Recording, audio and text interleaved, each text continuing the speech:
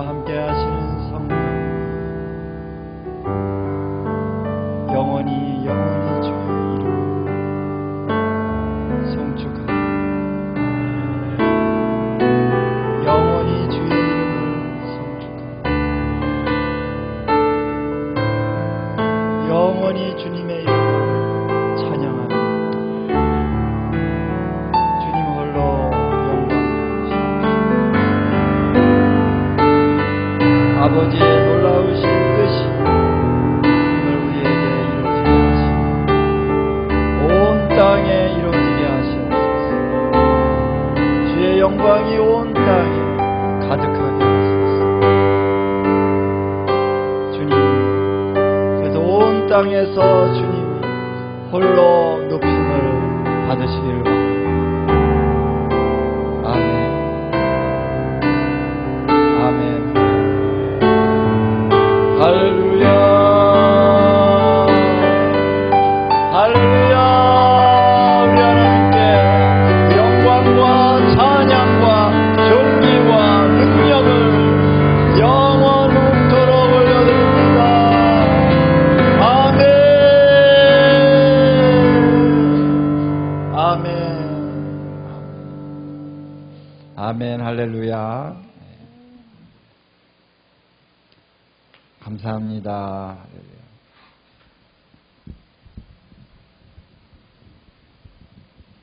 오늘 우리 정지선 사모님 오셔서 함께 예배로 섬겨주셔서 감사드립니다. 할렐루야.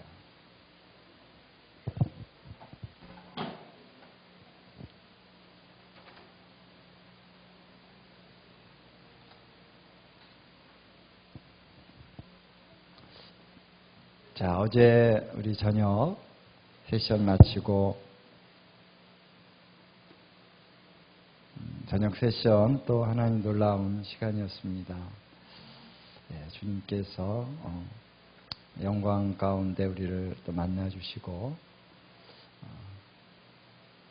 주님의 그 놀라운 사랑을 우리에게 보여주셔서 주님을 찬양합니다. 오늘은 우리 둘째 날에 우리가 이제 함께 말씀으로 또 나누고 하겠습니다. 그래서 여러분 자유롭게 또 예배하시고 기도하시고 또 교제도 하시고 중간중간에 그런 누릴 수 있는 시간이 될 수 있기를 바라고요. 날씨가 많이 덥지만 오며 가며 좀 힘드시겠지만 잘 조정을 잘 하셔가지고 깊은 은혜 가운데 들어갈 수 있는 시간이 될 수 있기를 주님의 이름으로 축원을 드립니다. 그래서 어제 우리가 하나님께서 하나님의 사랑에 대한 부분을 좀 나누어 주셨습니다. 그래서 어제는 사실 제가 다른 말씀을 좀 준비하고 있었는데 주님께서 자꾸 그 찬양을 생각나게 하시더라고요. 십자가 고통당하사 버림받고 외면당하셨네. 짓밟힌 장미꽃처럼 나를 위해 죽으셨네. 이 찬양을 자꾸 주님이 생각나게 하셔서 뭔가 주님이 뭔가 좀 다른 감동을 주시나 하고 좀 생각을 하고 있었습니다. 근데 이제 말씀을 인도해 가면서 주님이 그 부분을 이렇게 살짝 방향을 트시더라고요.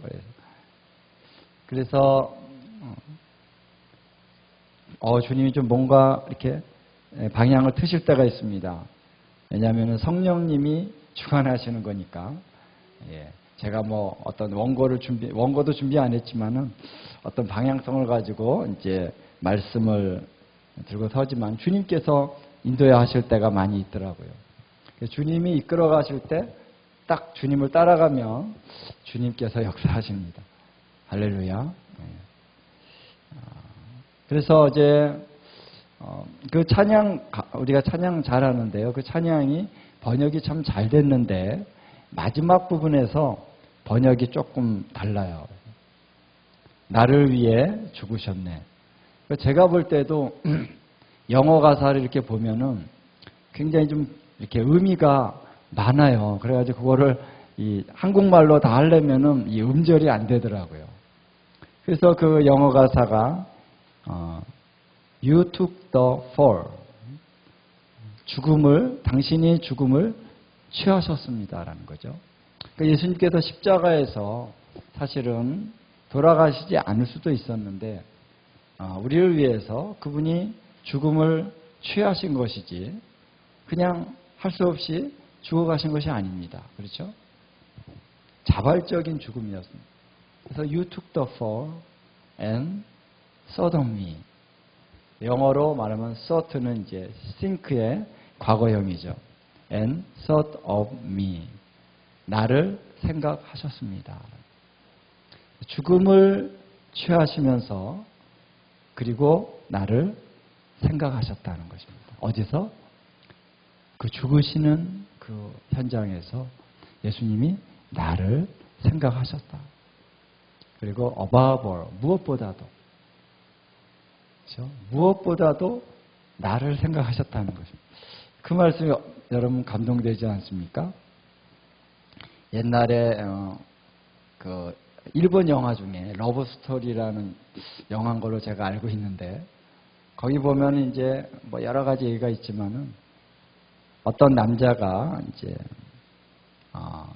산에서 이제 등반하다가 조난을 당해가지고 사람들이 구출해 줄 수 없는 위치에 떨어졌어요. 거기서 지내다가 그냥 이렇게 아프고 그리고 춥고 그러니까 거기서 죽어가는 거죠.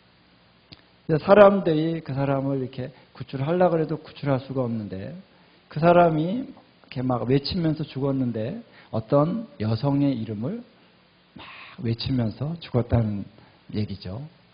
그런데 그 여성을 이제 알고 있던 여성입니다. 그래서 그 여성이 이제 주인공인데 너무나도 감동이 되는 거예요. 그 남자가 나하고 이렇게 그렇게 깊은 오랫동안 사귀는 건 아니고 그래도 좀 좋아하는 사이였는데 그 남자가 죽을 때 자기의 이름을 부르다가 죽었다는 것입니다. 그 얘기를 전해 듣고 이 여성이 마음이 완전히 새로워집니다. 한 남자가 나를 위해서 죽어갈 때 그 이름을 부르다가 죽었다. 그런데 이제 제가 갑자기 영화 얘기를 하게 됐는데 근데 좀 지나면서 다시 새로운 사실을 알게 됐는데 자기 이름하고 똑같은 이름의 다른 여성이 있는데 그 남자가 어렸을 때 좋아했던 여자라는 거예요. 그 여자를 너무 좋아했는데 뭔가 이렇게 안 됐어요. 그래서 지금 그 여자를 만날 때 이름이 같으니까 더 관심을 갖고 좋아하게 됐다라는 거죠. 그러니까 그 사실을 알게 되는데 뭐 그게 뭐 질투가 난다든가 그런 게 아니라 한 남자가 한 여성을 너무 좋아해가지고 그냥 마음에 품고 늘 살았다는 것이죠. 그리고 죽을 때 그 이름을 부르면서 죽었다라는 것이죠. 어쨌든 그 영화가 저는 직접 보진 않았고 우리 집사람을 통해서 들었습니다. 근데 듣기만 했는데도 감동이 되더라고요. 뭐 한 여성 남성을 떠나서 어느 한 사람이 어떤 한 사람을 너무 사랑해서 그 마음에 잘 품고 정말 순수하게 그 사람을 사랑하면서 죽을 때까지 그 마음을 정말 간직하면서 죽었다. 굉장히 감동적이죠.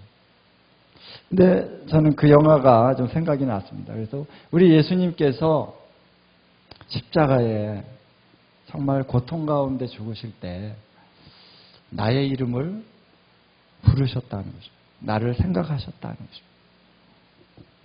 저는 그것이 잘 이해가 안 됐습니다만 하나님께서는 우리 한 사람 한 사람을 창세전에 택하셨다.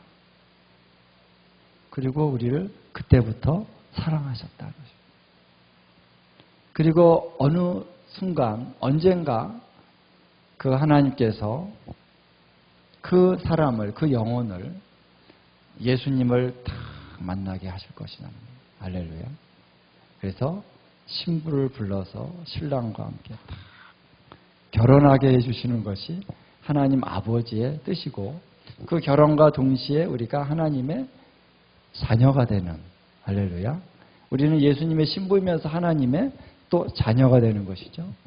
그 시간을 하나님은 기대하시고 고대하시고 기다리시다가 어느 순간 성령님의 인도를 따라서 우리가 하나님을 만나게 됐다라는 것입니다. 창세전에 그렇게 우리를 사랑하신 분이 곧 예수님이 십자가에 죽으실 때 예수님도 우리 한 사람 한 사람을 다 생각하셨다는 거예요. 그렇죠? 창세전에 하나님이 사랑하셨다면 십자가에 죽으실 때도 한 사람 한 사람을 다 생각하실 수 있는 분이 하나님이시죠. 할렐루야. 우리가 뭐 기계적으로 생각하면 AI도 그게 어려울 텐데 그렇게 생각하시면 안 됩니다. 예. 하나님의 능력 안에서 하나님은, 그리고 오늘 우리를 찾아오실 때 주님은 개인적으로 우리를 만나주시지 그냥 집단적으로 우리를 만나시는 분이 절대 아니다라는 거죠. 우리는 만약 자녀들이 12명이 있다, 한타스가 있다 그러면은 한타스가 10이 맞나요? 예. 10인가요? 10인가요? 한타스가 있다 그러면은 엄마가 우리 아이들 한 사람 한 사람 정말 케어주기가 어렵습니다. 한 애가 오면은 또 얘가 엄마 나 안아줘, 또 나도 안아줘. 2명까지는 괜찮은데 3명, 4명이 달라들면은 다 안아줄 수도 없고, 우리 한 명 한 명이 다 고민이 많아요. 얘를 상담해 주다 보면은 얘가 엄마 우리 집 애들이 3명인데도 어려웠어요. 3명인데도 막내는 항상 뒷전일 수밖에 없어. 첫째가 와서 엄마를 차지하고, 둘째가 와서 엄마를 차지하고, 막내는 엄마, 상처가 좀 많은 것 같아요. 어린아이가 엄마를 너무너무 원하는데 엄마가 형 누나한테 완전히 뺏겨버린 거예요. 그런데 하나님은요, 우리 하나님은 그렇지 않다. 할렐루야. 우리를 한 사람 한 사람을 완전한 사랑으로 돌보실 수 있는 하나님이시라는 거죠. 우리 예수님, 신부들이 많은 것 같은데, 일부 다처제 하지 말라 그랬는데 어떻게 일부 다처제일까? 나중에 비밀을 좀 가르쳐 드리겠습니다만, 예수님은 한 사람 한 사람을 다 친밀한 신부로 다가오실 수 있는 분이시죠. 할렐루야. 그리고 한 분 한 분에게요, 비밀이 있습니다. 믿음의 비밀이 있어요. 그래서 그거는 예수님이, 이거는 나와 너와의 관계 가운데 내가 너에게 해준 얘기 그냥 함부로 얘기하지 말아라.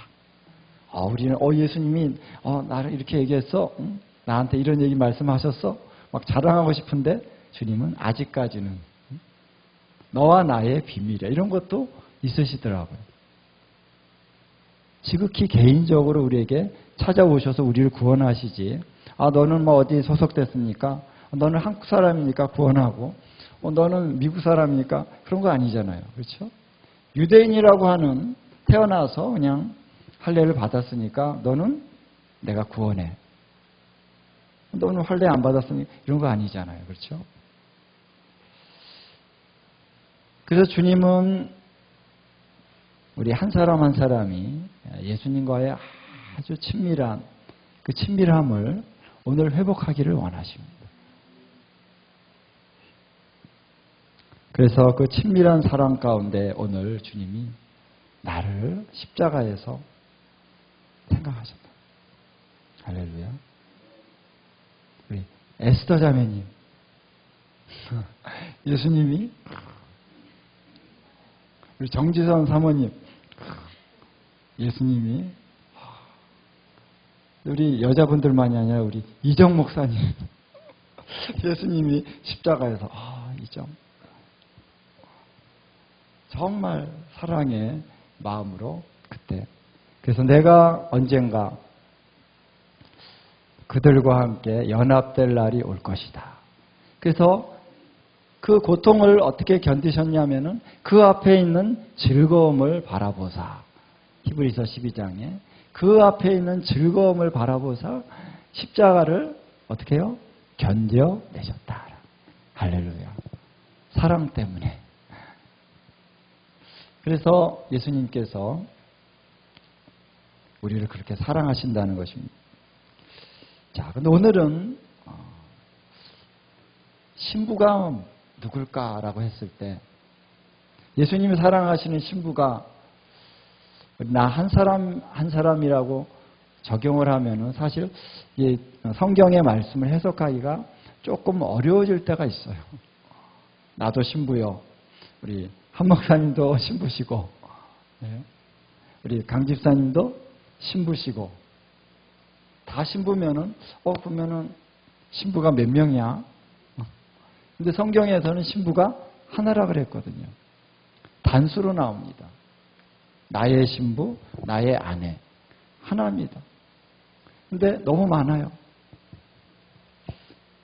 그래서 이러한 부분에서 주님이 신부를 찾으시는데 한 신부를 찾으신다. 그래서 아직은 결혼식을 좀 아직은 안 하시죠. 언젠가는 어린 양의 혼인잔치가 올 것입니다. 어린 양의 결혼식이 올 것입니다. 근데 아직은 왜 아닐까? 주님이 하나 신부, 한 신부와 결혼해야 되는데 아직은 하나가 안 됐다는 거죠. 아직은. 물론 이제 하나입니다. 분명 하나님의 공식적인 그런 차원에서는 하나입니다. 그러나 아직은 실질적인 차원에서 하나가 아직은 안 됐어요. 그래서 예수님이 어린 양의 혼인잔치를 하실 때는 주님이 완전한 하나, 에하드, 완전한 하나됨 안에 당신의 신부가 준비되었을 때 주님은 오신다. 할렐루야. 그래서 오늘 우리가 교회라고 얘기할 때 주님은 내가 내 교회를 이 반석에 세우리라 그랬죠. 그래서 그냥 교회가 아니고 내 교회입니다. 할렐루야. 예수님의 교회. 이 예수님의 교회가 곧 또 예수님의 신부라는 것입니다. 할렐루야. 에베소서에 나오죠. 그리스도와 교회가 바로 남편과 아내, 남편과 신랑과 신부라는 것입니다. 그래서 교회라고 우리가 얘기할 때 교회는 바로 그리스도의 신부다라고 하는 것에 우리가 초점을 한번 맞춰볼 필요가 있습니다. 주님께서 전에 한 2000년인가 99년도인가 제가 마음이 너무 힘들 때가 있었습니다. 그리고 이 나라의 모든 이 어려운 문제들 또 교회가 정말 온전치 아니한 이런 모습들 가운데 뭔가 내가 굉장히 답답함이 밀려왔어요. 그냥 뭔가 이거는 그냥 단순한 내 생각이 아니라 그냥 느낌이 아니라 어떤 영적인 답답함이 밀려왔습니다. 그래서 하나님께 딱 다른 거다 이렇게 해놓고 내 골방 안에서 기도했습니다. 하나님 왜 이렇게 답답합니까? 이게 뭡니까? 막 기도하는데 내 안에서 이 나라를 위한 중보가 일어났고 그때 그 찬양 우리가 지금은 많이 안 부르는데 옛날에 이 땅의 황무함을 보소서 그때 그 찬양을 엄청 많이 불렀거든요. 부흥 찬양. 하나님 부흥이 필요합니다. 이 땅의 황무함을 보시옵소서. 막 이 마음이 막 들면서 하나님 앞에 이제 기도하는 시간을 가졌습니다. 그때 주님께서 제 마음 안에 확 임하시면서 주님의 음성을 딱 들려주시는데 내가 나의 교회를 세우면 이 땅을 고치리라 이렇게 말씀하시더라고요. 그래서 예. 그 순간 이제 하나님의 뜻이 이거구나. 근데 좀 이제 말씀이 나의 교회를 세우면이 아니라 우리가 악한 길에서 돌이켜 하나님의 얼굴을 구하면이잖아요. 그렇죠? 겸비하여 기도하고. 근데 그러면 이 땅을 고치라 그랬는데 약간 말씀이 뭔가 구약과 신약이 좀 이렇게 섞인 것 같다. 이런 느낌이 좀 들었습니다만. 그 다음에 이것을 말씀을 묵상하면서 나의 교회가 뭔가 이걸 이제 묵상하기 시작했습니다. 주님의 에클레시아. 주님의 에클레시아가 뭔가? 그것이 세워진다는 것이 무엇인가? 왜 그러면 이 땅이 고쳐진다고 주님 말씀하셨는가? 주님께서 계속 이 말씀을 통해서 묵상하고 제가 기도하고 하는 가운데 사실 구약의 역대하 7장 14절에 내 이름으로 일컫는 내 백성이 그들의 악한 길들에서 떠나 스스로 겸비하고 주 하나님의 얼굴 구하면 내가 하늘에서 듣고 그들의 죄를 사하고 그 땅을 고치리라 하신 말씀이 사실은요. 신약에서는 내가 내 교회를 세우리라. 그리하면 음부의 권세가 이기지 못하리라. 사실 같은 의미더라고요. 할렐루야. 구약에서 당신의 백성들이 하나님의 얼굴을 구하여 옵니다. 그게 주님이 세우시는 에클레시아입니다. 에클레시아는 이런 어떤 단체의 어떤 정적인 의미 안에서 우리의 멤버십이 있고 뭐 이런 어떤 의미보다는 굉장히 동적인 의미라는 것이. 어떤 목적을 위해서 하나님이 불러낸 사람들입니다. 목적을 위해서. 그래서 에클레시아, 에클레시아. 그래서 불러낸 사람들이고 이것은 이제 뭐 우리 미네, 그리스의 그 헬라어로는 미네라는 뜻이 있죠. 그 미네라고 하는 거는 다시 말하면 그 당시에 그리스에서 그 도시 국가를 통치하고 다스리고 결정하기 위해서 모인 모임이에요. 그냥 우리 놀자판으로 우리 한번 모여서 한번 우리 교제 한번 해보자 이런 모임이 아니죠. 그렇죠? 그래서 그 당시 그리스는 미네를 통해서 아주 자유롭게 토론을 한다 그러지만 다시 말하면 의사결정을 하기 위해서 모이는 것입니다. 그래서 그 모임이 바로 에클레시아이기 때문에 에클레시아는 단순히 그냥 멤버십들이 모인다는 차원이 아니라 하나님의 얼굴을 구하고 이 땅이 고통을 당하고 있습니다. 외적이 침입을 하고 있습니다. 전염병이 돌고 있습니다. 죽느냐 사느냐의 문제. 그때 하나님의 이름으로 일컫는 백성들이 모이는 거예요. 심각한 겁니다. 이거 간단한 게 아닙니다. 그렇죠? 하나님의 얼굴을 구해서 하나님이 이 땅을 고쳐주셔야만 되는 그 상황에서 모이는 그것이 에클레시아다.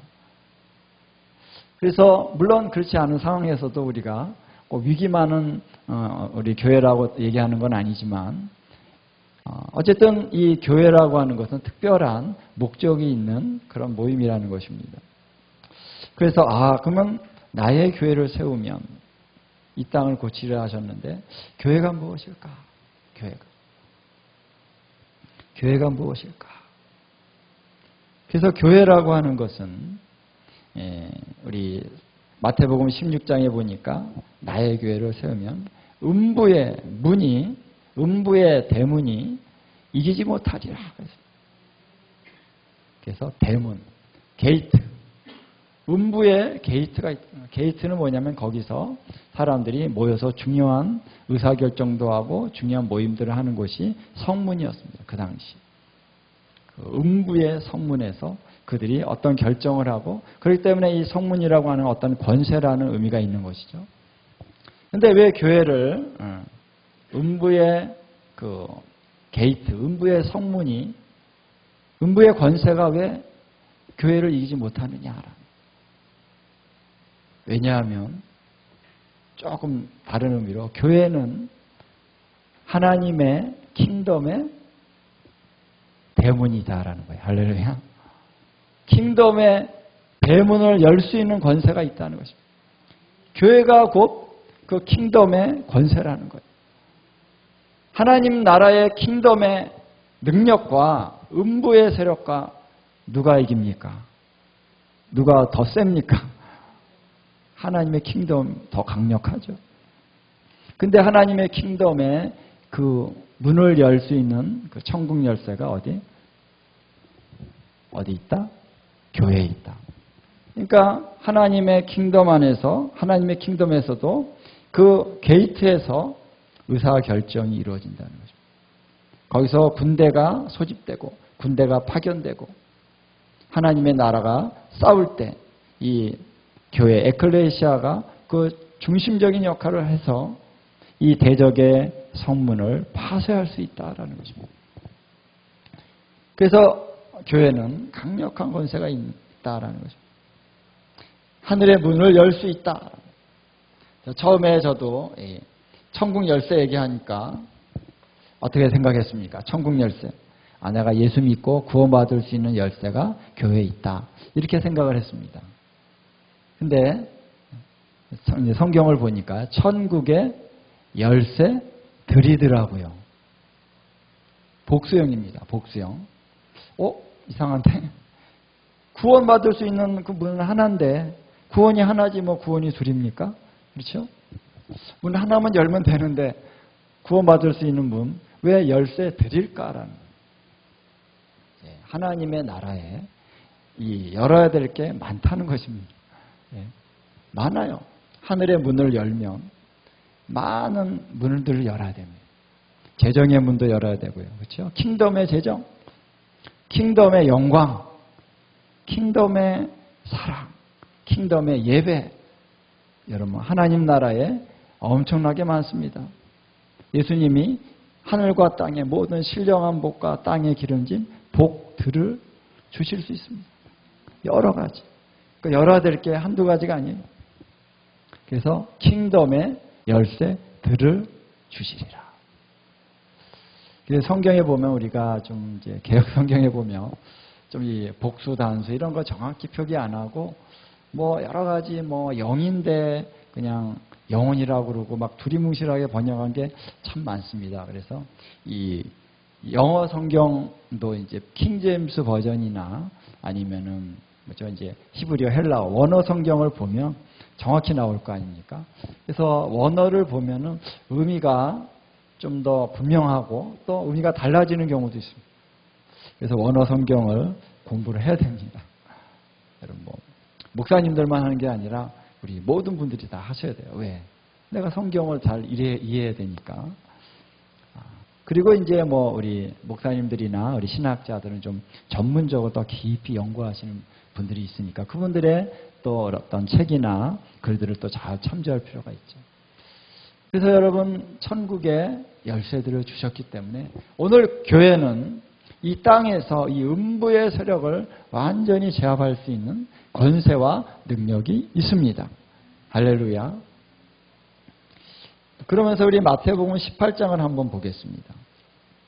마태복음 18장에도 교회라는 말이 나오죠. 마태복음에 이 에클레시아가 2번 나오는데 이 18장에도 이 에클레시아가 나옵니다. 에클레시아가 나오는 이 말씀의 배경은 뭐냐면 자 형제가 15절에 18장 15절에 형제가 범죄하면 가서 이제 처음에는 1대1로 가서 권고하고 두 번째는 한두 사람 더 가서 이제 두세 증인으로 얘기를 하고 그 말도 듣지 아니하면 교회의 말하고 교회의 말도 듣지 않거든 이방인과 세리야와 같이 여기라. 여기서 보니까 교회의 말을 듣지 않으면 이렇게 교회의 말이라는 게 뭘까요? 교회의 말. 교회가 말을 한다는 거죠. 교회. 뭐 아시겠지만 우리가 개인적으로 이제 치리하는 과정에서 개인적으로 차원 안에서 안 될 때는 교회에 이것을 얘기합니다. 그러면은 교회에서 함께 그것에 대해서 기도하고 하나님의 음성을 듣고 하나님의 뜻을 구하고 그리고 이제 교회 성도들과 지도자들 함께 연합을 해서 이런 문제에 대해서 딱 치리를 하는 걸 얘기하는 거죠. 그래서 교회는 권세가 있는데 자 성경에서 하나님이 많은 말씀을 하셨지만 뭐 이 사람이 지금 뭐 잘못을 했는지 아닌지 어떻게 이 사람을 치리해야 되는지는 성경에 구체적으로 안 나와 있죠. 그런 부분은 하나님이 교회에게 권세를 주신 것입니다. 할렐루야. 교회에게. 그래서 교회가 말을 하는 것은 권세가 있다는 것입니다. 그래서 교회의 권세에 대해서 얘기를 하면서 그 다음에 이제 18절로 넘어가는 거죠. 18절 함께 한번 읽어볼까요? 시작. 진실로 너희에게 이르노니 무엇이든지 너희가 땅에서 매면 하늘에서도 매일 것이요 무엇이든지 땅에서 풀면 하늘에서도 풀리리라. 자, 이 권세가 있다는 거죠. 여기 보니까 너희가 무엇이든지 땅에서 매면 하늘에서 매이고 또 땅에서 풀면 하늘에서 풀리리라. 이 권세를 얘기합니다. 우리 16장에 나오는 천국 열쇠가 바로 이것이죠. 천국 열쇠. 근데 16장에는요, 단수로 나옵니다. 네가, 베드로야, 네가 땅에서 풀면 하늘에서 풀리고 땅에서 매면 하늘에서 매리라. 이렇게 단수형으로 나오는데 여기 18장에는 이제 복수형으로 나옵니다. 너희가 이렇게 나오죠. 그래서 교회의 권세에 대해서 얘기를 합니다. 자, 근데 좀 더 18장을 얘기한 다음에 19장에서는 이것을 좀 더 자세히 풀어서 얘기합니다. 19장 한번 다 같이 읽어볼까요? 시작. 진실로 다시 너희에게 이르노니 너희 중에 두 사람이 땅에서 합심하여 무엇이든지 구하면 하늘에 계신 내 아버지께서 그들을 위하여 이루게 하시리라. 아멘. 이걸 예수님이 다시 말씀하신다는 건요. 이 진리의 말씀을 좀 더 확장해가지고 말씀하신다는 거예요. 왜 너희가 이렇게 권세가 있느냐라는 거예요. 왜 교회의 말이 왜 이렇게 권세가 있느냐? 그리고 어떻게 권세가 있을 수 있느냐? 이런 얘기죠. 19절에 보니까 너희 중에 두 사람이 땅에서 합심하여 무엇이든지 구하며. 자, 합심이라는 말은 이제 심포네오라는 뜻입니다. 헬라어로 심포네오. 심포네오는 이제 여러분들이 그 교향악 할 때, 교향악이 뭐라 그러죠? 교향악 영어로 심포니잖아요. 심포니. 이 심포니라는 말이 이 심포네오에서 온 거죠. 그러니까 교향악은 소리가 뭐 바이올린도 나고 뭐 첼로 뭐 또 뭐 여러 가지 피아노 여러 가지 악기가 있는데 이 악기가 아름답게 조화를 이루는 그런 음악이다. 그런 뜻이잖아요. 맞습니까? 교향악. 그러니까 이 소리가 쫙 이렇게 어울린다는 것이죠. 그 심포네오도 같은 뜻입니다. 하나의 소리가 난다는 거예요. 소리가 어울리는 소리가 난다는 거죠. 그래서 합심이라는 말은 우리가 이제 우리 한국말로는 그냥 마음을 합한다 이런 뜻으로 우리가 이해를 하는데 물론 마음이 합해져야 또 하나된 소리가 나오겠죠. 근데 원어적인 의미는 하나의 사운드가 나야 된다는 것입니다. 그래서 여러분 소리가 굉장히 중요해요. 우리가 찬양과 경배할 때 우리 경배자들이 무엇을 이렇게 초점을 맞추냐면요. 그 하나된 소리가 우리 공동체 안에서 나타날 수 있도록 예배자들은 인도하는 것입니다. 그러기 위해서 중요한 것은 성령님이 인도하심을 따라가는 것입니다. 성령님이 어떻게 이끌어 가시나. 그래서 온 회중들이 성령님의 전체적인 인도하심 가운데 함께 어우러져서 소리를 내기 시작하면요. 강력한 역사가 일어나기 시작한다는 거예요. 할렐루야. 그래서 우리 예배 인도자들을 우리가 굉장히 존중합니다. 왜? 우리 예배 가운데 너무나 큰 은혜와 능력을 우리가 경험하기 때문에 그렇죠. 우리 정지선 사모님, 또 우리 김민환 우리 목사님 되셨어요. 와, 우리 예배 인도하실 때 너무나 좋죠. 그래서 저는 이제 꼭 부르기로 하는데 또 바쁘셔서 잘 못 와요. 3일 내내 이렇게 오셔서 해주시면 좋은데 딱 한 번 오시면 아쉽지만 그래도 감사합니다. 이렇게 오셔서 예배를 인도해 주시니까. 그래서 하나된 소리가 나기 위해서는 성령님이 모든 사람에게 감동하면 그래서 감동해서 그 감동 가운데 소리가 나고 하나님을 찬양하는 소리를 올려드리면은 이게 하나로 어우러질 수 있겠죠. 할렐루야. 그러면 하나님께서 다 듣고 저 하나님 우편에서 우리 어린 양 예수님께서 다 찬양의 소리를 듣는데 와, 하나된 나의 신부가 나에게 사랑을 고백하는구나. 할렐루야. 그렇게 들리는 거예요. 그렇게 들리면은 내려오시는 것입니다. 할렐루야. 그러면 역사하기 시작하는 것입니다. 와, 여러분 남자들은 우리 사랑하는 신부가 너무 사랑스러우면 막 에너지가 막 분출되죠. 에너지가 막 일어납니다. 그래서 여러분 우리 부인들이 남편을 칭찬을 해주고 남편을 이렇게 세워주면요, 남편은 밖에 나가서 어깨에 딱 힘주고 일을 탁탁탁 열심히 합니다. 근데 당신 맨날 그래, 왜 그래 그러면 바가지 긁힘을 당하고 나면 다 싫어져. 남자들은 좀 단순한 면이 있어요. 어떤 면에서는 복잡하지만은 단순한 면이 있습니다. 자, 그래서 하나된 소리를 내면, 자, 뭐라고 말씀하셨습니까? 하나된 소리를 내면서 무엇이든지 구하면. 그래서 이 하나된 소리가 쫙 올라가서 거기서 하나님 이거 해주세요. 그러면 그래. 하나님께서 당장 응답하시는 거예요. 할렐루야. 무엇이든지 구하면 하늘에 계신 내 아버지께서 그들을 위하여 이루게 하시리라. 여기 보니까 땅에서라는 말과 하늘에서 이런 말들이 이렇게 대조돼서 나옵니다. 자, 땅에서 합심하여 무엇인지 구하면 하늘에 계신 아버지께서 그들을 위하여 이루게 하시리라. 여러분 이것이 킹덤의 원리입니다. 하나님께서는 어떻게 움직이십니까? 교회가 하나의 목소리를 내서 하나님께 기도함으로써 하나님은 이 땅에 응답하시는 것입니다. 하나님은 하실 수도 있는데 안 하셔요. 원리가 있습니다. 주님의 이름으로 일컬음 받는 그들이 모여서 그들이 합심하여 하나님의 얼굴을 구하고 구해야 하나님이 이 땅을 고치신다는 거예요. 그래서 우리에게 권세가 있습니다. 땅에서 하늘의 능력이 이 땅에 올 수 있도록 그 게이트 역할을 하는 자들이 누구냐? 바로 교회다라는 것입니다. 에클레시아입니다. 자, 그래서 하나의 목소리를 내야 된다. 하나의 목소리를 어떻게 낼 수 있을까? 그거 내야 되는데 우리 한번 발성 연습을 해볼까요?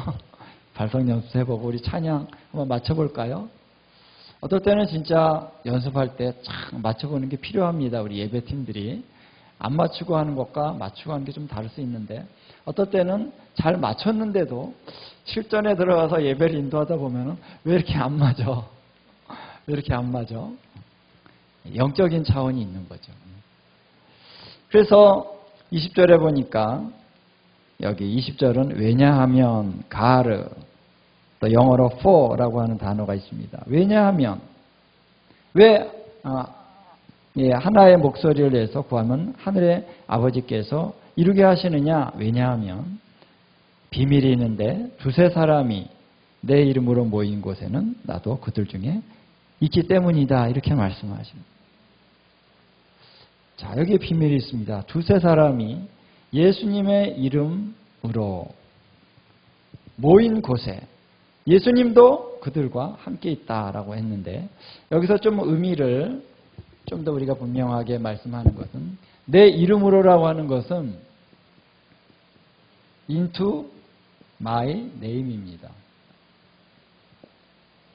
이 헬라어로 보면은 이 단어가 안에가 아니고 안으로 이런 뜻이 있어요.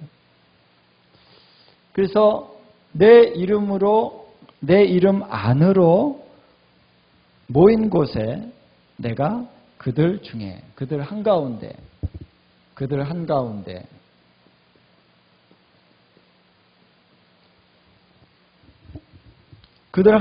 내가 있다라는 것입니다. 이 말씀이 바로 비밀이라는 것입니다. 왜 하나의 목소리를 내서 구하면 아버지께서 이루게 하시느냐라고 했을 때 바로 그 모임이 내 모임 안으로 모이는 것이다. 그래서 into my name. 그래서 예수님의 그 이름에 비밀이 있다는 것입니다. 자, 이것을 우리가 이 말씀을 생각할 때 즉각적으로 우리가 구약의 말씀이 연결이 됩니다. 아까 얘기했던 역대하 7장을 한번 가보겠습니다. 역대하 7장에 가면요. 아까 14절에 제가 계속 말씀했던 내 이름으로 일컫는 내 백성이 그들의 악한 길에서 떠나 스스로 낮추고 기도하여 내 얼굴을 구하면 내가 하늘에서 듣고 그들의 죄를 사하고 그들의 땅을 고칠지라. 이 말씀을 하시고 나서 15절 16절 함께 다 같이 한번 우리 읽도록 하겠습니다. 시작. 이제 이곳에서 하는 기도에 내가 눈을 들고 귀를 기울이리니 이는 내가 이미 이 성전을 택하고 거룩하게 하여 내 이름을 여기에 영원히 있게 하였음이라. 내 눈과 내 마음이 항상 여기에 있으리라. 자, 여기 내 이름을, 하나님의 이름을 어디다 두셨다고요? 이 성전에 두었다. 그래서 성전에 뭐가 있습니까? 하나님의 이름이 있다는 것입니다. 그러면은 우리 성전에 예배하기 위해서 제사장들과 또 대제사장이 1년에 한 번씩 지성소로 들어갈 때 어디로 들어가는 것입니까? 성전으로 들어간다는 것은 어디로 들어가는 것입니까? 하나님의 이름 안으로 들어가는 것이죠. 그렇죠? 할렐루야. 그 하나님의 이름이라는 것은 바로 하나님의 그분의 임재 자체입니다. 그분 자신이에요. 그래서 여기 똑같이 나오잖아요. into my name. 너희가 내 안으로 들어와서 내 안에서 모이게 되면은 거기에 내가 한가운데 내가 있다. 예수님이. 그래서 지성소에 하나님의 임재가 머물러 있듯이 예수님께서 우리 에클레시아, 우리의 모임 안에 보좌를 펴시고 거기에 계신다라는 것입니다. 할렐루야.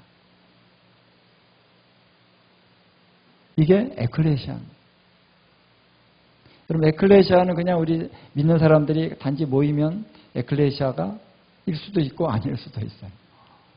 중요한 것은 나의 에클레시아 중심에 주님의 보좌가 있고 거기에 주님이 계셔야 그게 진정한 에클레시아입니다. 그렇죠? 그래서 너희가 내 이름 안으로 합심하여 내 이름 안으로 모여서 내 안으로 들어왔기 때문에 거기에 내가 있기 때문에 그 일이 일어난다라는 것이죠. 땅에서 이루어지게 하리라. 예, 이게 에클레시아입니다. 권세가 있습니다. 하나님의 임재가 있습니다. 하나님의 영광이 머무는 곳입니다. 그래서 이 에클레시아는 주님이 머무시는 거처다라는 것입니다. dwelling place. 주님은 그 거하실 처소를 찾습니다. 그래서 애통하고 통회하는 자 그들의 마음을 내가 권고하리니. 권고한다는 것은 찾아오신다는 거예요. 신방하신다. 주님은 우리들의 마음, 통회하는 우리들의 마음 안에 dwelling place, 거처를 삼으시고 영원히 우리와 함께 사신다는 것입니다. 할렐루야.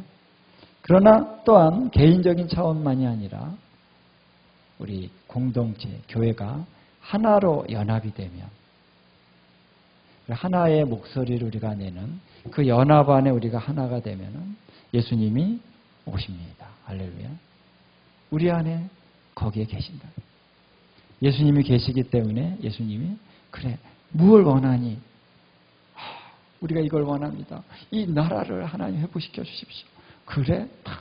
예수님이 중보자시잖아요. 하나님 아버지께 하나가 되셨기 때문에 예수님께서 다 말씀하시니까 그대로 이루어지리라. 이게 교회의 권세다. 그래서 교회는 이 성전과 바로 연결이 되는 것입니다. 에클레시아는 성전입니다. 그래서 그렇게 얘기했죠. 너희가 하나님의 성전인 것과 하나님의 성령이 너희 안에 거하시는 것을 너희가 알지 못하느뇨. 우리가 교회고 우리가 성전이고 바로 우리가 주님의 거하실 처소입니다. 근데 성전에 중요한 것이 바로 하나님의 언약궤가 그 지성소에 있고 그리고 경배하고 찬양하고 또 제사도 드리면서 백성들이 모여서 그 하나님의 임재 안으로 들어가는 것이죠. 그것에 어떤 성전이 지어지기 전에 먼저 하나님이 세우신 것이 다윗의 장막이었다. 다윗의 장막의 특성은 우리 어제도 그동안도 내내 말씀드렸습니다만 하나님의 언약궤가 저기 안에 휘장 안에 있지 않고 그냥 다윗의 텐트 안에 있는 거예요. 성전은 아직 한 단계가 더 필요합니다. 예수님이 십자가에 죽으실 때 그래요. 그 휘장이 위로부터 아래로 쫙 갈라졌죠. 휘장이 없어야 돼요. 근데 우리의 죄 때문에 하나님이 이 휘장을 둘 수밖에 없습니다. 근데 하나님을 얼굴과 얼굴을 대하여 만나려면은 휘장이 없어져야 됩니다. 근데 다윗의 장막에서는 휘장이 어떻게? 없다는 것입니다. 할렐루야. 휘장이 없어요. 그래서 왜 하나님이 성전을 말하지 않고 다윗의 장막을 말씀하시면서 내가 다윗의 장막을 다시 회복하리라. 아모스서 9장 11절 12절에 왜 이런 말씀을 하셨는가라는 거예요. 왜 다윗의 장막을 회복해야 됩니까? 왜냐하면 다윗의 장막의 예배는 바로 신약의 새 언약의 예배와 같은 것입니다. 그렇죠? 휘장이 없어요. 하나님의 임재가 바로 우리 한가운데 그냥 만질 수 있고 볼 수 있고 경험할 수 있는 하나님의 그 보좌가 우리 한가운데 임하신 거예요. 그게 다윗의 장막입니다. 그래서 다윗의 장막을 다시 회복해야지 성전을 다시 회복한다 그러면은 언젠가는 이제 찢어져야 될 부분이 또 있는 거잖아요. 그래서 하나님께서 선지자를 통해서 내가 그날에 다윗의 무너진 장막을 다시 지어 일으킬 것이다. 이렇게 말씀을 하고 있는 것이죠. 그래서 다윗의 장막이 여러분 에클레시아입니다. 에클레시아.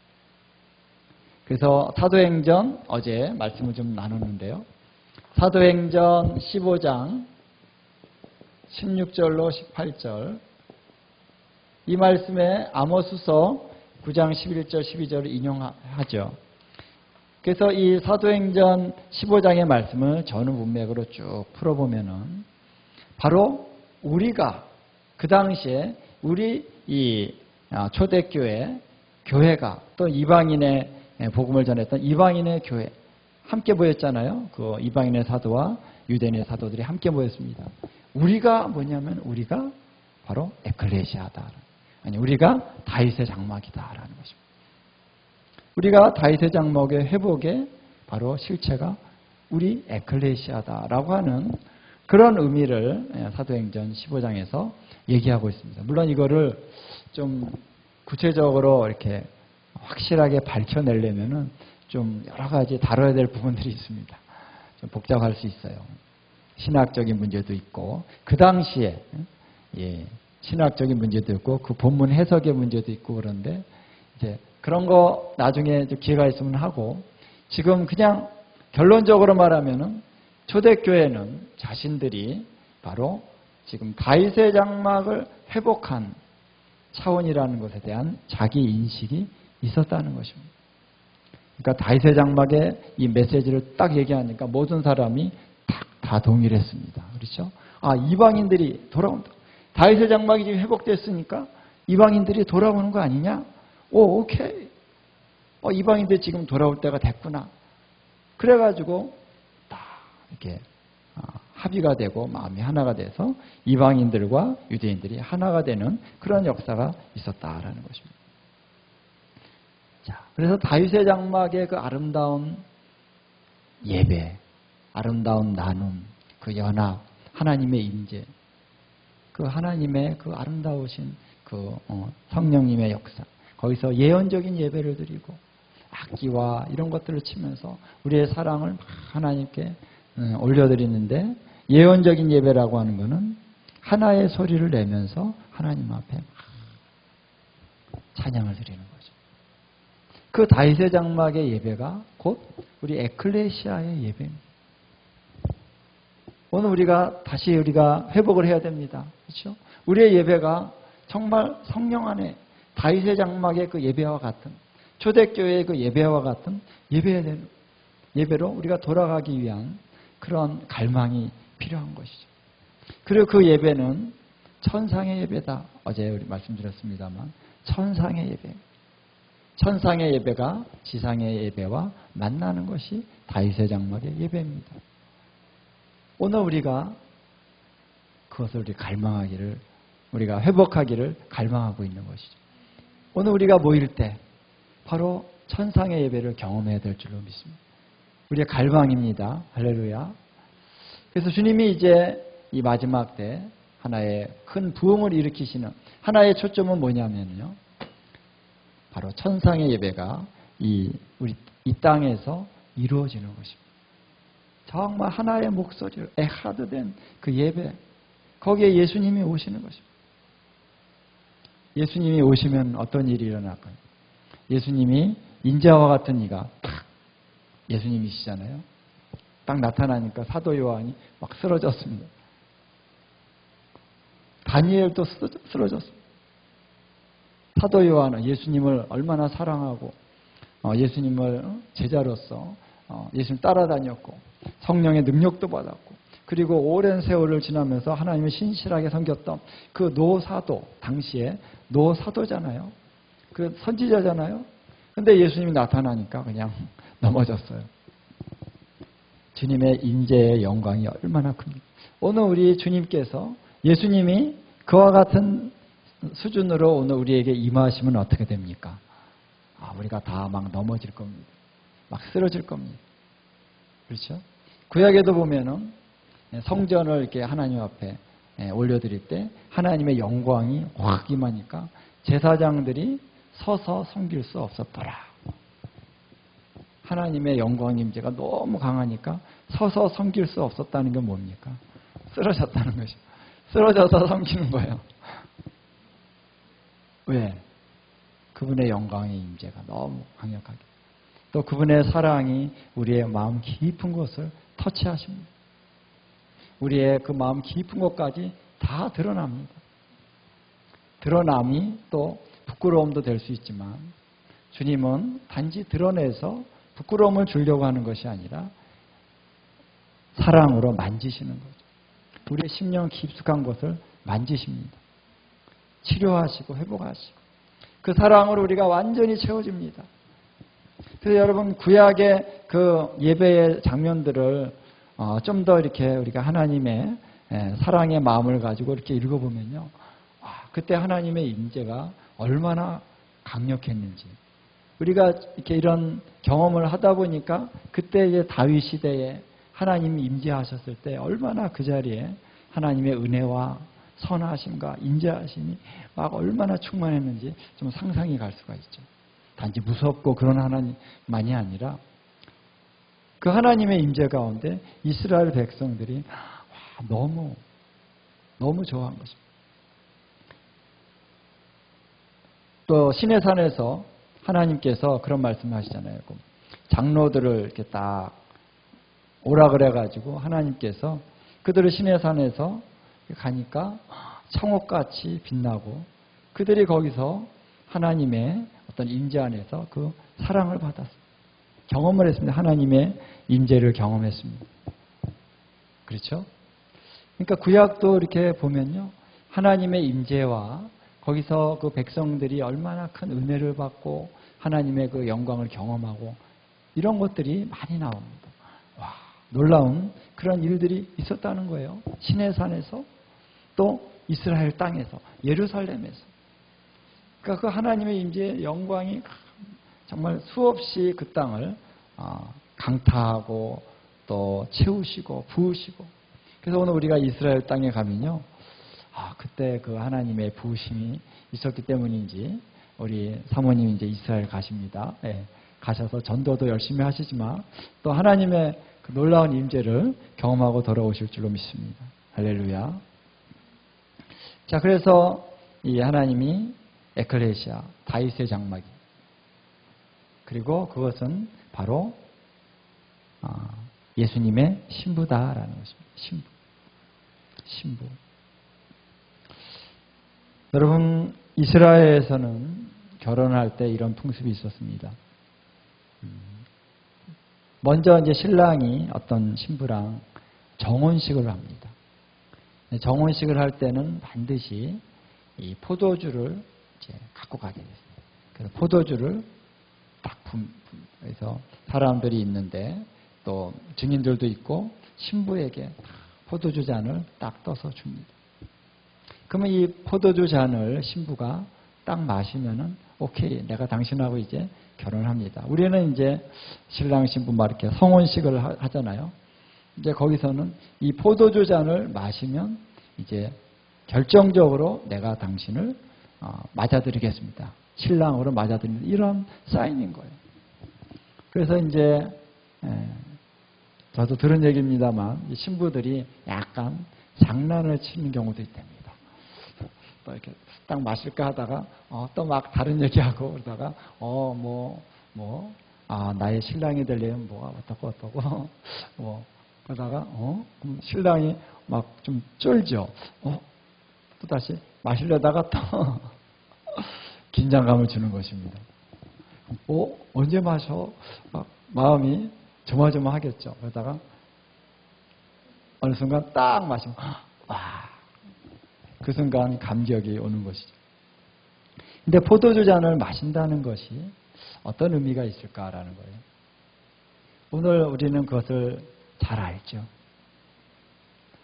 우리를 위해서 십자가에서 죽으신 어린 양의 보혈을 우리가 나를 위하여 흘리신 사랑의 구원의 은총이라는 것을 우리가 딱 믿을 때, 마음으로 믿고 입으로 딱 시인할 때 우리가 주님과 어떻게 해요? 결혼하는 것입니다. 정혼이라도 결혼이에요. 우리처럼 그냥 뭐라 그러죠? 약혼이 아니고 정혼, 결혼입니다. 결혼을 한 거예요. 그래서 결혼을 딱 하게 되는 것입니다. 할렐루야. 그 다음에 이제 신랑이 거처를 예비하기 위해서 이제 신부를 떠납니다. 그래서 언제 온다, 며칠이 걸리겠다 이런 말도 없고 그냥 갑니다. 그래서 신부는 신랑이 언제 올지 몰라요. 그리고 신랑도 모릅니다. 누구만 아냐면은 신랑의 아버지만 알아요. 그래서 그 거처를 준비해 주시는 분은 아버지입니다. 신랑의 아버지. 신랑의 아버지가 열심히 이제 거처를 준비합니다. 신랑과 신부가 같이 지낼 수 있는 그 거처, 드웰링 플레이스를 딱 준비하는데 그 다음에 이제 딱 때가 되면은 신랑에게 아들아 가서 신부를 데리고 와라. 그러면 이제 신랑이 가서 신부를 딱 그냥 아버지만 알아요. 아버지만. 신랑도 모릅니다. 그래서 그날이 언제입니까? 우리 예수님이 다시 오시는 날. 왜 다시 오십니까? 신부를 데려가기 위해서 다시 오신다라는 거예요. 할렐루야. 신부를 맞이하기 위해서. 그래서 백마를 타고 예수님이 다시 오시는 거예요. 예, 그렇죠? 그때 우리가 어린 양의 혼인 잔치가 베풀어집니다. 우리 성경에 보면은 어린 양의 혼인 잔치에 대해서 나오죠. 그때 우리 에클레시아가 어린 양의 신부죠. 근데 이 에클레시아가 하나됨의 그 완성, 그 정결함의 완성이 됐을 때, 그때 어린 양께서 오신다라는 것입니다. 자, 그런데 이제 우리 어린 양의 혼인잔치에 대한 말씀이 요한계시록에 나오죠. 19장을 한번 우리 봅니다. 자, 19장에 보면은 제가 참 이해가 안 되는 게 있었습니다. 여기 19장에 보면은 자, 어린 양의 혼인 기약이 이르렀고 그의 아내가 자신을 준비하였으므로 이렇게 나옵니다. 그에게 빛나는 깨끗한 세마포 옷을 입도록 허락하셨으니 이 세마포 옷은 성도들의 옳은 행실이로다. 여기 보면은 어린 양의 아내가 나오죠. 신부가 나옵니다. 그러면 성도들은 뭐지? 우리가 성도잖아요. 성도들은 굉장히 이렇게 객관적인 입장에서 그날의 주인공이 신부여야 되는데 우리가 보면 신부가 아니야? 굉장히 이런 결혼식의 가장 하이라이트는 신부잖아요. 그렇죠? 신부가 딱 드레스 입고 나타나는 건데 우리 성도들은 뭐지? 굉장히 객관적인 입장에서 성도들을 얘기해요. 이게 뭘까? 그리고 나서 이제 천사가 9절에 보니까 천사가 내게 말하기를 기록하라. 어린 양의 혼인잔치에 청함을 받은 자들은 복이 있다. 응? 어린 양의 혼인잔치에 청함을 받은 자들은 또 뭐지?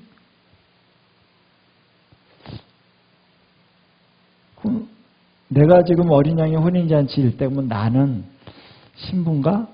청함을 받은 자인가? 뭐지? 좀 헷갈리는 마음이 좀 들었습니다. 여러분 어떠십니까? 어린 양의 혼인잔치가 멋있게 막 웅장하게 되어질 겁니다. 이 어떤 결혼식보다도 더 웅장하고 더 놀랍게. 그렇죠? 근데 그때 나는 그때 나의 정체성은 뭡니까?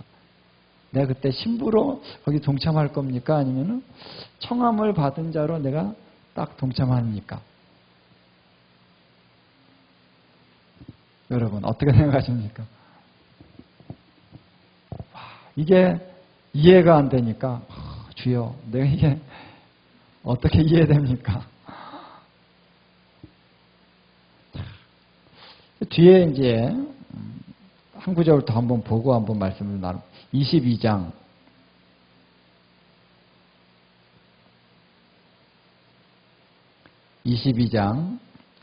17절 말씀 보면 자 이렇게 나옵니다. 22장 17절 성령과 신부가 말씀하시기를 오라 하시는도다. 듣는 자도 오라 할 것이요. 여기 보면은 성령과 신부. 그래서 성령과 신부가 함께 말씀을 하신다는 거예요.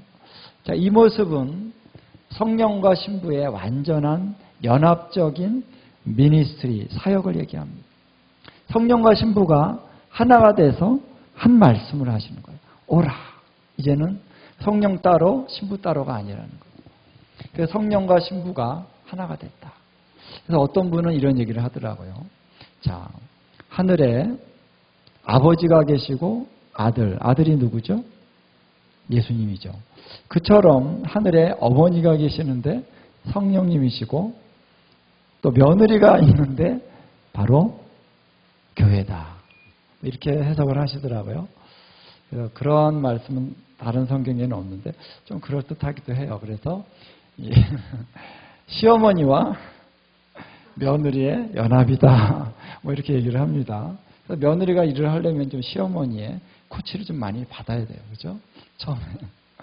뭐 그런 얘기를 하는데, 좀 뭐 비슷하긴 하지만 성경에는 딱 그런 말씀이 없으니까 그렇게까지 좀 얘기하고 쉽지는 않을 수도 있는데, 어쨌든 성령님과 신부가 하나가 됐다. 여기서 신부는 하나입니다. 그렇죠?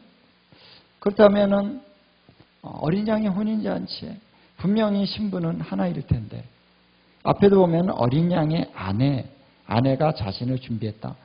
단수예요. 단수. 그럼 이게 뭘까?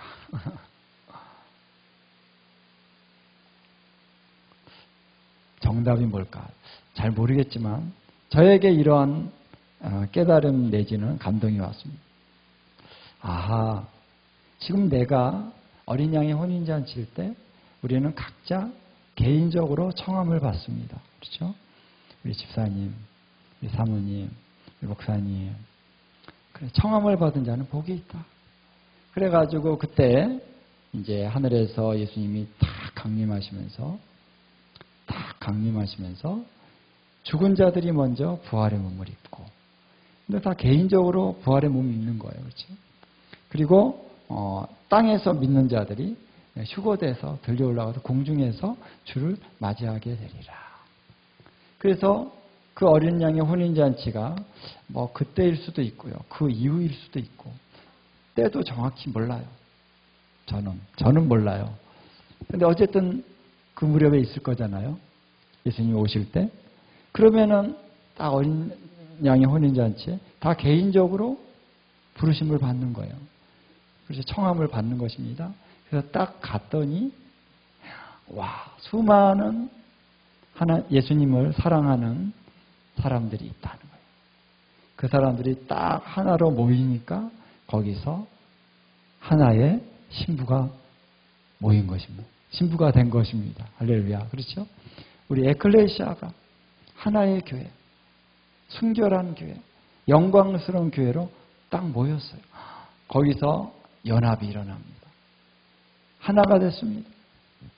그리고 예수님은 연합된, 하나가 된 그 에클레시아와 결혼을 하신 거죠. 할렐루야. 찢어지게 한 사람 한 사람에게 하는 게 아니라 하나 된. 우리가 이미 하나입니다. 그렇죠? 우리 교회가 하나입니다. 성령의 하나 되게 하신 것을 힘써 지키라. 이미 하나가 됐다는 거예요. 하나 된 것을 힘써 지키라. 그래서 그날에 우리 청함을 받은 자들이 딱 가보니까 거기서 내가 이제 연합된 그 에클레시아 안에 딱 들어가서 거기서 신부가 되는 것입니다. 할렐루야. 그렇게 이해가 됐어요. 맞을까 모르겠습니다. 또 다른 이해가 있을 수 있지만 어쨌든 어린 양의 혼인잔치에서는 하나다. 그래서 하나님이 이 에클레시아를 얼마나 사랑하죠. 우리는 개인적으로 주님이 나를 사랑하심도 우리가 이해를 할 필요가 있지만은 에클레시아, 우리 연합된 이 에클레시아로서 우리를 주님이 얼마나 사랑하시는지. 그래서 엄밀하게 말하면 주님은 교회를 위해서 죽으신 거예요. 교회를 위해서. 물론 나도 교회입니다. 개인적으로. 그렇지만 연합된 교회. 연합된 교회를 위해서 예수님은 죽으셨다. 그래서 언젠가는 교회가 성령 안에 완전한 연합된 그 영광스러운 모습으로 변화될 것이다. 그래서 하나님은 우리를 거룩한 신부로 부르셨는데요. 우리 개인의 정말 성화와 변화와 어떤 순결함을 우리가 이루어가는 이 성화의 과정도요. 사실 공동체 안에서 우리 에클레시아 안에서 함께 가지 않는다면 그게 어렵습니다. 그래서 하나님은 성화를 이 몸 안에서 그리스도의 몸 안에서 하나님은 계속 이끌어 가십니다. 이 교회를 사랑하십니다. 주님. 에클레시아를 사랑하십니다. 그래서 에클레시아의 그 연합된 그 소리, 연합된 찬양과 경배의 목소리가 주님의 보좌 앞에 쫙 들려질 때 그것이 파워를, 능력을 이 땅에 나타내게 되는 통로가 되는 것이다. 할렐루야. 그래서 오늘 저와 여러분 에클레시아로 부르심을 받은 줄 믿습니다. 그래서 하나님 이제 이 마지막 때 주님의 에클레시아를 주님이 세우실 것입니다. 이 땅을 고치실 것입니다. 이 땅이 변화됩니다. 이 땅에 부흥이 일어납니다. 예, 어떻게? 에클레시아. 주님의 에클레시아. 주님의 신부. 그래서 주님이 나의 교회를 내가 세우리라 하시는 것은 바로 나의 신부를 내가 세우리라. 같은 말입니다. 나의 신부를. 거룩하게, 영광스럽게 세우리라. 정결하게.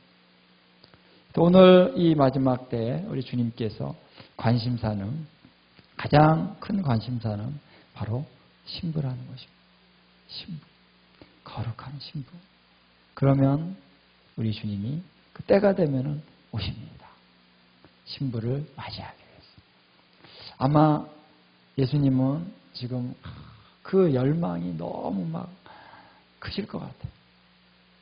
저도 결혼할 때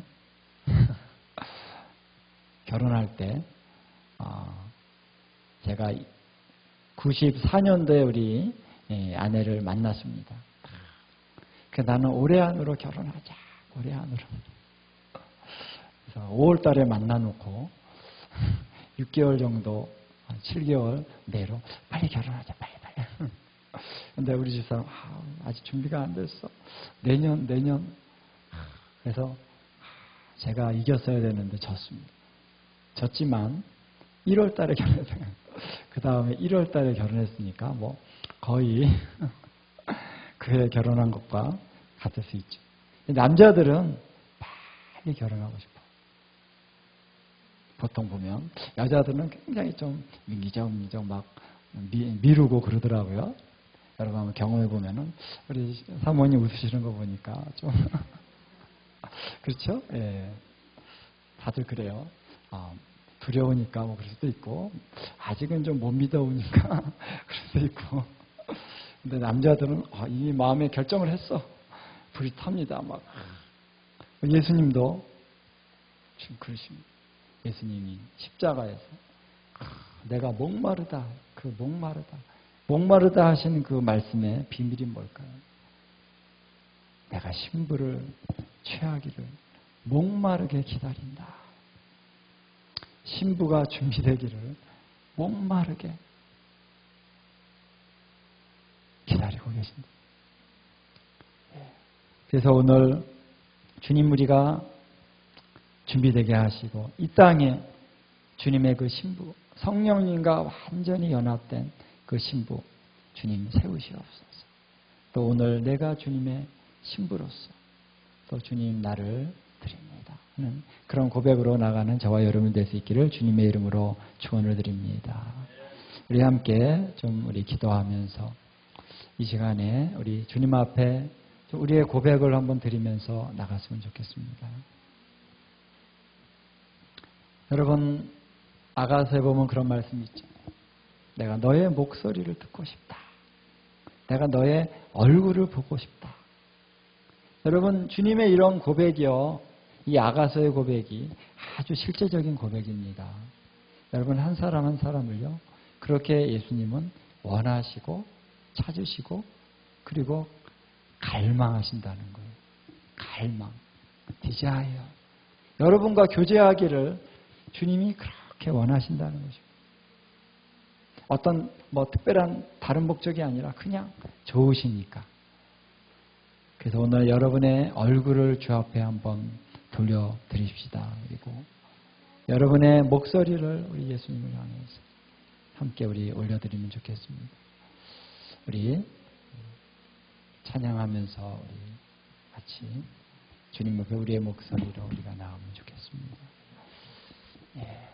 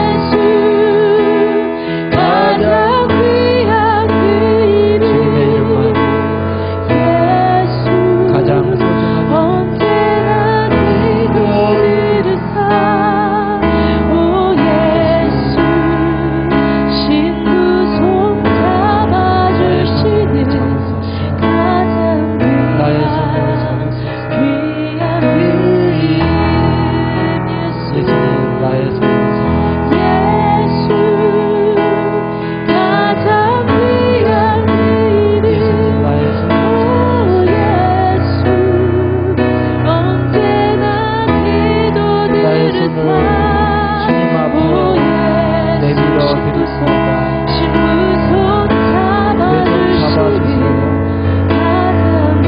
그리고 나를 이끌어 주십시오. 주님과 함께 가겠습니다. 주님과 함께 가겠습니다. 주님과 함께 가겠습니다. 내 손 잡고 이끌어 주십시오. 내 손 잡고 이끌어 주십시오. 내 손 잡고